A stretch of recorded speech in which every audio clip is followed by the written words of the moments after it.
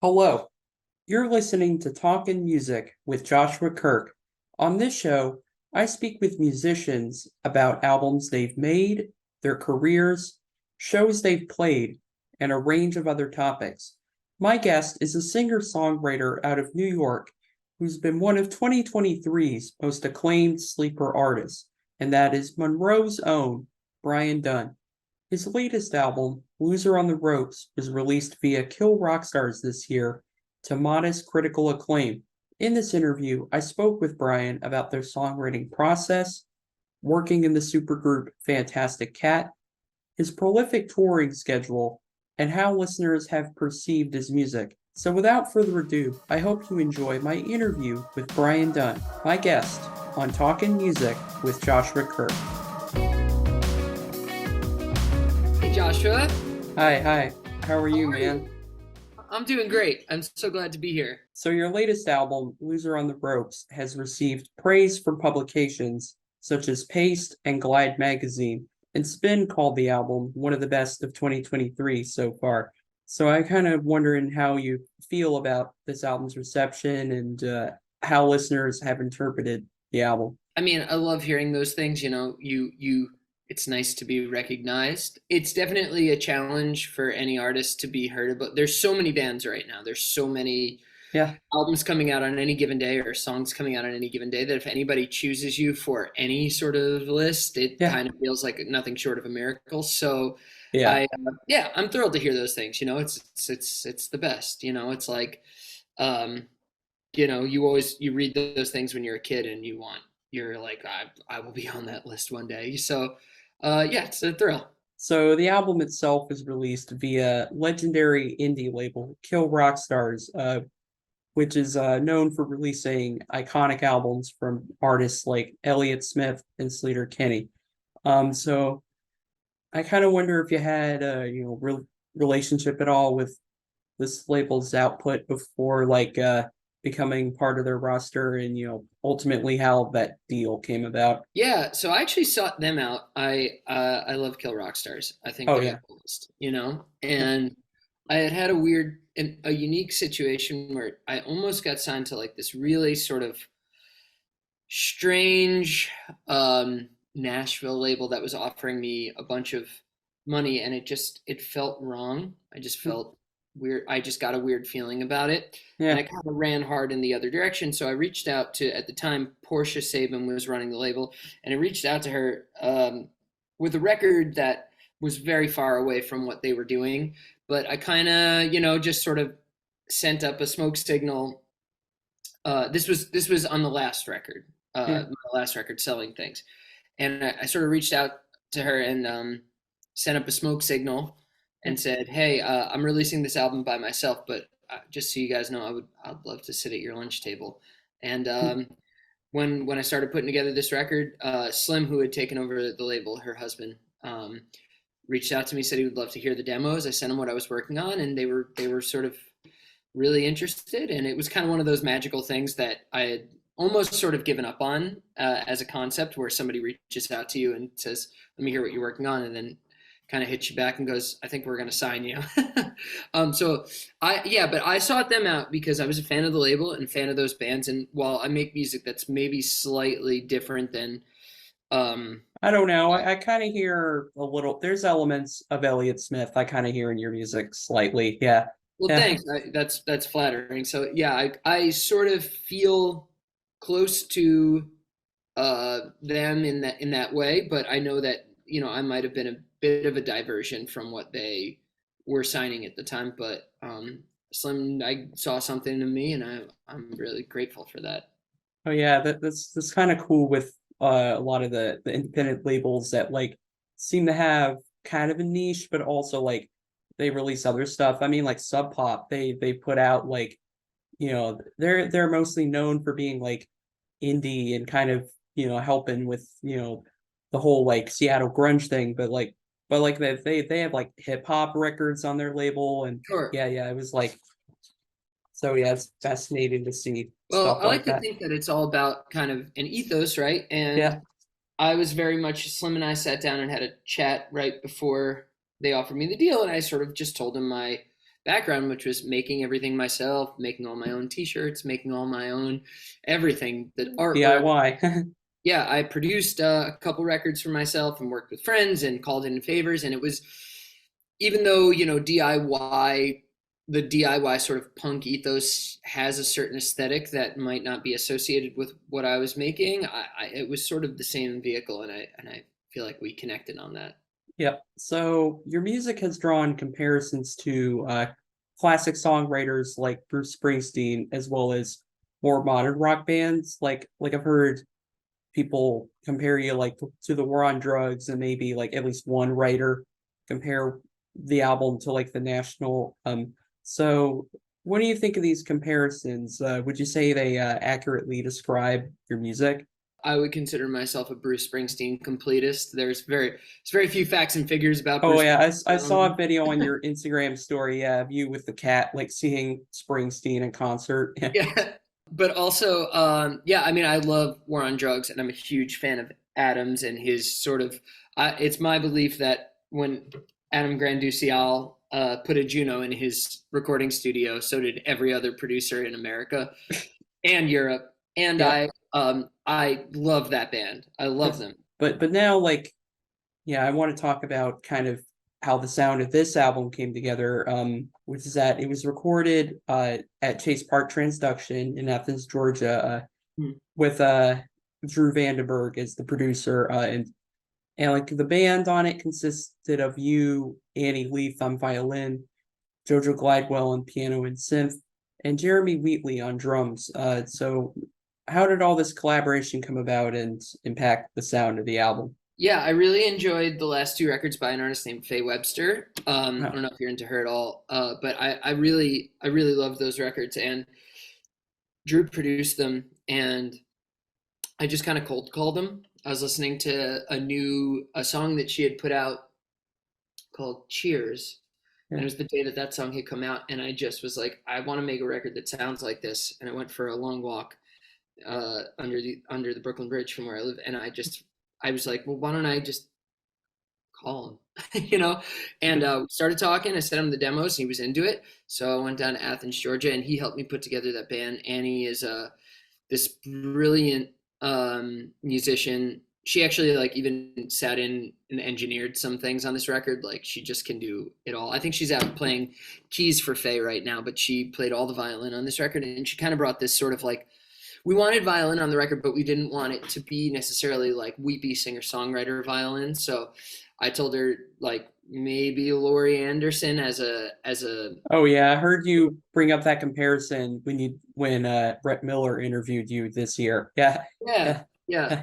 Yeah, and then Jeremy and JoJo we were trying to just do anything to break me out of the way I had made records before, which was Yeah. sort of tracking with bass and drums, and then building Hmm. on that. And I just wanted to make something different and get me out of my own way, because I can be a bit of a control freak in the studio, and I can play a little bit of everything. So we tracked keys and drums and guitar, which is like a very backwards way, and added the bass later, and then uh yeah, and Jojo, who plays for Of Montreal, he's kind of this, analog synth wizard, and kind of I had put a lot of like sort of prototypical sounds on the demos, and we sort of chased those a little bit and legitimized them, legitimized my cheesy synth sounds, and yeah, just sort of made a bed of music that I hadn't quite built on before.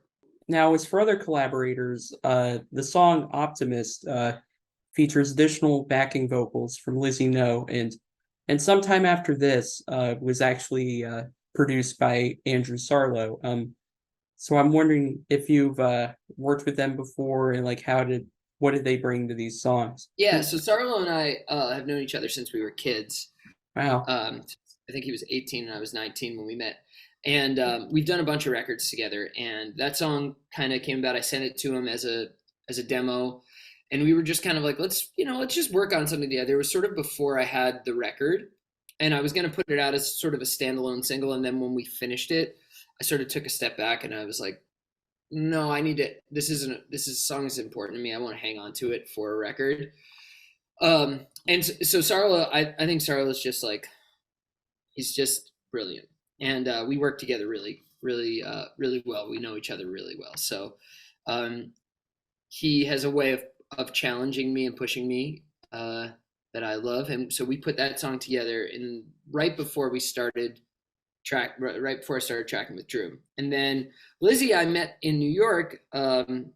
We've she'd opened a bunch of shows for me, and I love the sound of her voice, and so she came over and we sang it together. And I was like, okay, this is. I didn't want to do an album with a ton of features. I kind of wanted it to stand alone, but I was like, I think I need her on this song. Lizzie's a brilliant artist who has a new album coming out, and actually, I think the first song comes out Wednesday, and I'm returning the favor on that song. I'll feature on that song. One of the standout tracks from this album happens to be "The Kids Are All Grown," which is a song that I know in other interviews you've said kind of reflects on your struggle with change. So I'm kind of, I was wondering if you would like to elaborate on that and also tell me like how other people have connected with that song. Yeah, I think that was the last song I wrote for the album. Mm, yeah. So I think it most closely, it's either that or Optimist. So it most closely mirrors like, I guess where I'm at currently in my life, which is like growing up is hard, and accepting that you're a full person now is not easy. And Hmm. I sort of I struggle with that, you know. I'm not good with change, and I don't. Yeah. Me Uh, neither. yeah, most people aren't, and that's sort of.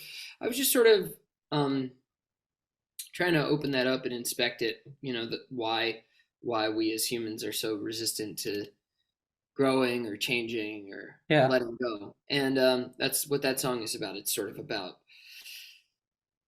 getting dragged into the next chapter of your life, kicking and screaming, and not ready to say goodbye to the hot blush of youth, and not ready to say goodbye to some of your vices and some of the things that are not serving you anymore, you know? And I so I wrote that song. A lot of times writing songs for me is just like I'm trying to put my thumb on a feeling, you know, or and when I wrote that song, it felt like I felt this sort of catharsis of relief yeah. where I felt like, okay, I that's what's been eating at me. And so much so I recorded it twice. We put it on the album, then we just put out a second version that I sang with an artist named Caitlin Rose. Oh yeah, yeah. So obviously, like you mentioned, it has Caitlin Rose providing additional vocals on that, and it was recorded at Blackbird Studios in Nashville. So Yeah. I'm kind of wondering how that came about. Well, I just wanted to kind of spotlight the song, and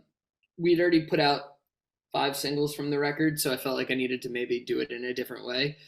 Oh yeah, So went down to Nashville. Nashville's like kind of a complicated place for me. It's like I don't know. It's a loaded town. yeah, So I'd never recorded in Nashville, but I figured I'd give it a try. And Caitlin was kind enough to come down and sing on it. yeah, I've always loved her records, and she was working on a new one at the time. And yeah, I just wanted to sort of capture the the sort of pained feeling of that particular song, and I feel like both versions do it justice, but I wanted to just sort of shine a different light on it. hearing that, it definitely I saw similarities to like like hearing Lizzie on Optimist, where I mean where the female vocal like naturally just really like complements your voice really well. So alongside the critical acclaim for this record, you also supported the album through relentless touring across the United States and Europe. So I'm kind of wondering what the pros and the cons were of just like being pretty much being on the road all the time. The cons are that album cover, Yeah, mind you, was shot less than a year ago, and I feel like I've aged 1,000 years since that picture was taken. given what the album's reflecting on, I think it adds to it, and like if it were like pursed up in any sort of way, it would kind of take away some of the charm of it, I think. Yeah. Sure. But yeah, so I've been pretty much on the road since March, Wow. and about to go back to Europe for the fourth time this year. I Oh, just flew in from Oregon last night, and the pros are that this is definitely the biggest audience I've found so far, and a lot of the shows have been like amazing. We did a full band run through the U.S. from went from New York all the way out to Wisconsin, and then came on back and went all the way down to Florida and back. yeah, And then I went to Europe solo, and then I'm about to start a solo run through the Midwest and head out through like where are we going? Pittsburgh, yeah. Minneapolis, like that at the end of the month. Yeah, great to hear you're having those big crowds. So you're also a member so- of the rock supergroup Fantastic Cat, which consists of you and three other New York songwriters, Don DeLego, Mike Montali, and Anthony D'Amato. So I'm kind of wondering how you guys met and Well, and and and what that relationship has meant for your career ultimately. yeah, I've known those guys through just sort of living in New York and playing around the scene and everything like that. And I guess a few years ago, we just decided to put together like what we thought would be just sort of a fun little album, and then it kind of picked up some steam. We put it out last summer, and we played TV, and we toured, and things went really well. So we're gonna make another one and see where it goes. And it's been really cool because the first thing is it's really just nice to not have all the responsibility lie with you, on stage and off. And then two, it forces some of the control out of your hands, and that's been great for me artistically because it forces me to think in a slightly different way.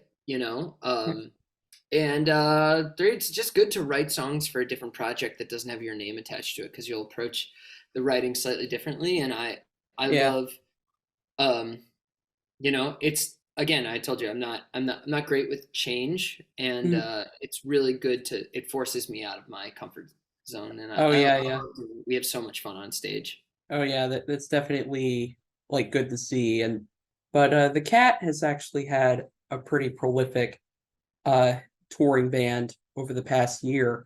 Um and they just recently wrapped up a run of US shows supporting Low Cut Connie.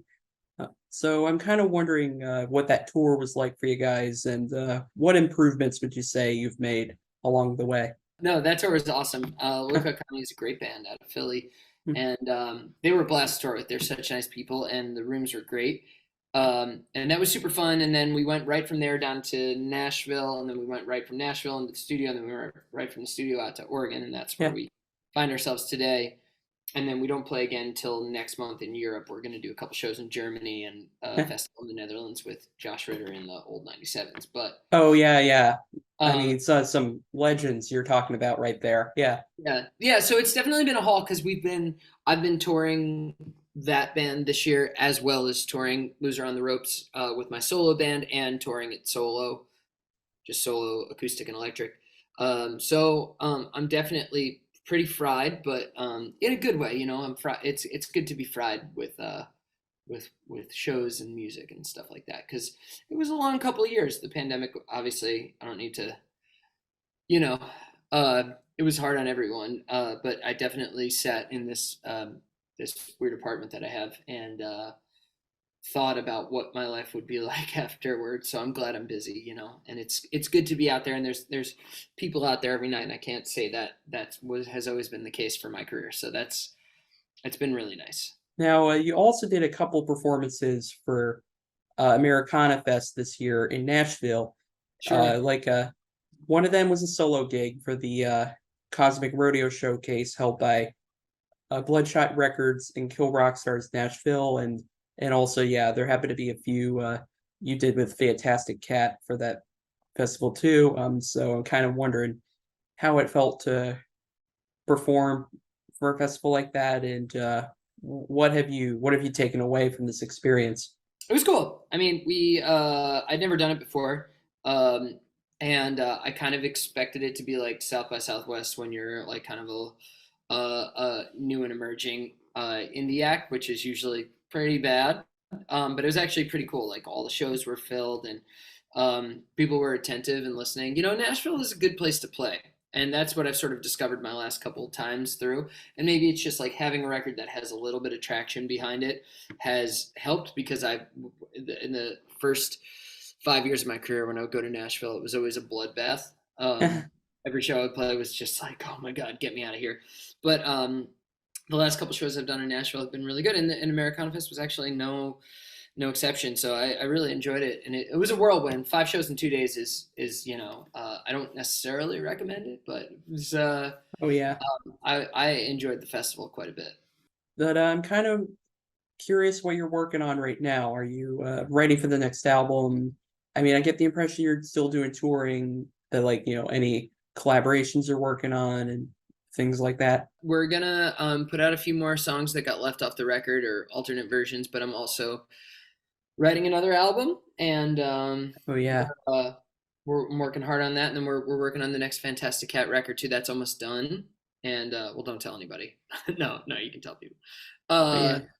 and we got a couple other little surprises in there, and then yeah, the tour kind of, it's the never ending tour, so it'll um, sort of fold over into next year. But yeah, I'm working hard on the next record. I think I've got a hold of what I want to say, so now I'm kind of getting excited about it, and that I would expect, to hit the studio in the middle of next year and start laying down those songs.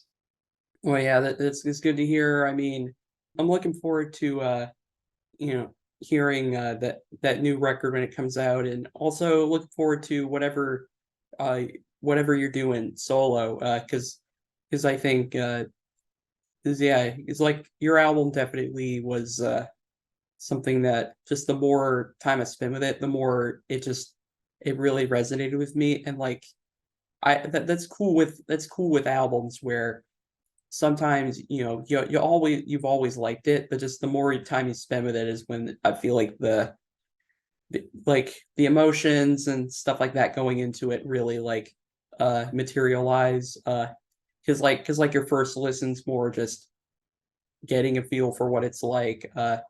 And I mean, I gave your record a mention like on my uh like best of 2023 so far, and yeah, it's definitely gonna be in a pretty good spot when yeah, I get to doing my year-end list. But Oh, thanks, Joshua. I oh yeah, appreciate that. well, yeah, would you mind letting our listeners know where we can find you on social media? Sure. I'm at Brian Dunne Music, or if you Google me, all my stuff will come up. Yeah, Um, and yeah, I'll probably be coming to your town, honestly, the way things are going, and that the you being anyone who's listening. but Brian, it's been a real pleasure talking to you on Talkin Music to discuss your thoughts on music and basically other things that you got going on. Oh well, thank you for having me on, Joshua. I really appreciate it. Oh yeah, no problem. I'll see you later. Bye. Later. If you want to learn more about Brian and check out his records, just check out the link to his website below in the description. Also be sure to like, subscribe, and leave a nice comment. If you have any suggestions for how I can make future improvements for the show, I'd be glad to hear them. You can also find me at my Facebook and Instagram links down below. Talkin' Music is edited by Louisa Phillips. Thank you to Brian Dunne for participating, and to you for listening. Have a good day, everyone.